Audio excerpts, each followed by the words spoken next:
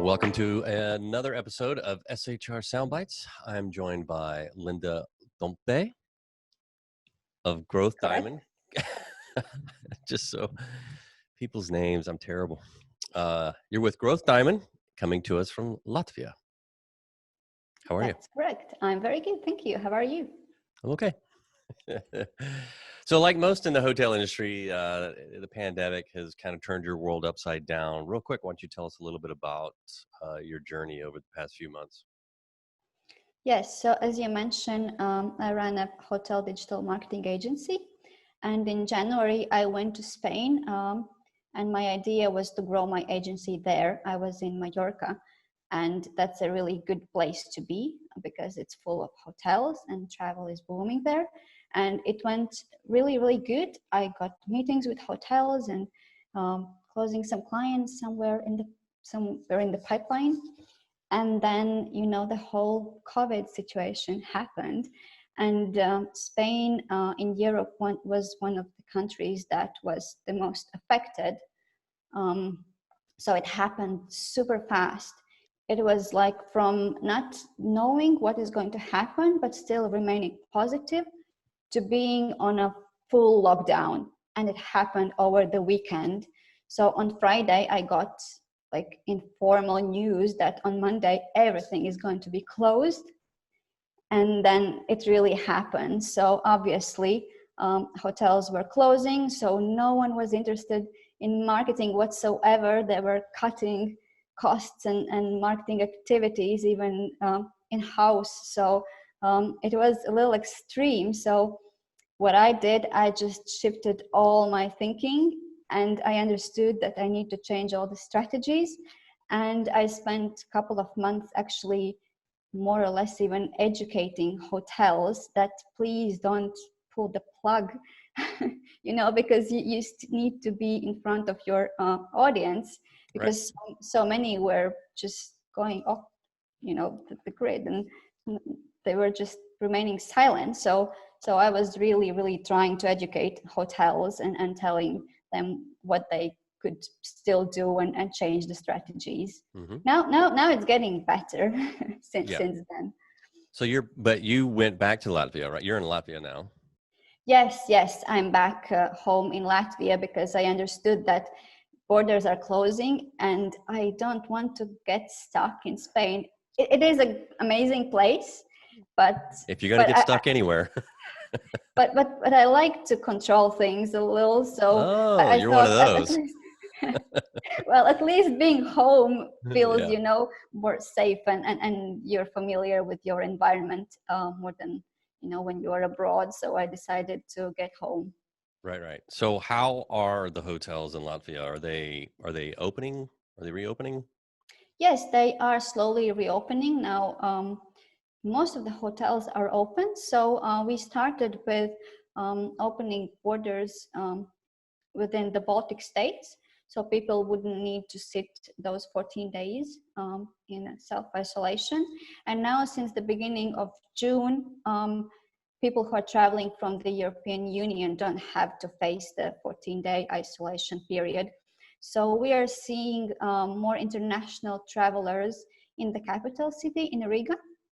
But hotels who are outside Riga are mostly targeting the local audience. Is it a tourist spot? Is Latvia a tourist spot, or is it? Sorry? Do a lot of people from Europe visit Latvia or Riga? Like, what kind of traveler does it generally bring in? All kinds of, but we get a lot from Russia because it's our neighboring country, the Baltic states, and all across Europe because it's so easy to travel around Europe. Yeah. So to finish up, what kind of advice might you give hoteliers as they start to come out of this mess we're in? Yeah, so I will give some advice from digital marketing perspective because that's what I do and I know best. And we work with clients globally, and I looked at the information about the UK, and I think those trends can be applicable to other countries too. So what I noticed that staycations are booming, Hmm. and August is predicted to be the busiest month for staycation travel in the UK. Well, this might differ to for other countries, Hmm. but when it comes to digital marketing, also the travel abroad search terms are down by more than half, but there is 103% increase in UK travel searches. And I think this is what's going to happen in other countries too. So I would suggest optimizing their SEO for local search. And in general, SEO is a long-term and short-term benefits, and so updating meta tags and titles to match the current situation and tailor the message would be a good way to go. Hmm. And another mistake, what I'm seeing is with the content. So I would suggest having a content plan uh, for all the hotels in place, because what I've noticed that the information differs across the channels, but now it's very important to communicate whether hotels are open, are they closed, if they are closed, when are they going to open, if they know that.